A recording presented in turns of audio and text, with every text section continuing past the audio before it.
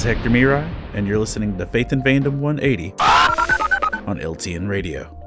So earlier this week, I got to hang out with my friend Ashley from Fangirling Over Jesus.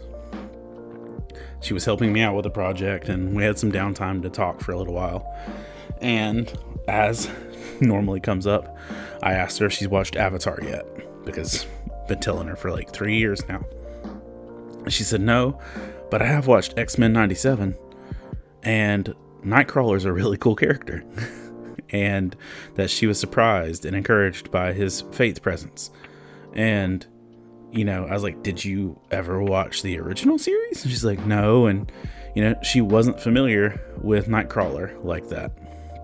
So I ran and pulled out the classic clip from the original X-Men cartoon of Nightcrawler witnessing to Wolverine, and Wolverine praying a prayer, and, you know, just Wolverine and feeling the full force of Nightcrawler's actual spiritual encouragement presence from the 90s, and, you know, just how neat it was. But she saw Nightcrawler's presence in the newer series, and even without seeing all that had happened prior to, she could tell that there was authenticity and strength to who he was as a character and who he was in his beliefs. Now, Nightcrawler can be written badly depending on who's doing it, but for the most part, he stays pretty consistent.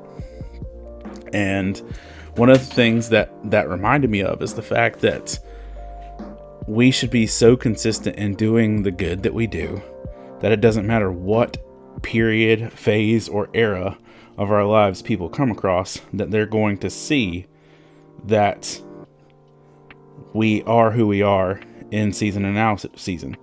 And in Galatians 6:9, it says, "Let us not grow weary of doing good, for in due season we shall reap if we do not lose heart."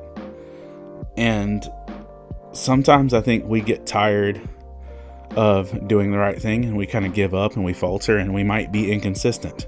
But there are people watching us, and there are people watching us who might not see the previous season, who might not see the next season, that the only version of you they're going to get to see is the version of you right now.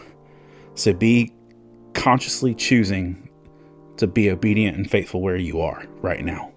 If you'd like to learn more about Faith and Fandom, head on over to faithandfandom.org, where you can learn about our Comic-Con ministry, podcast, memes, apparel, and book series. You can even read new chapters before they make it to the next book.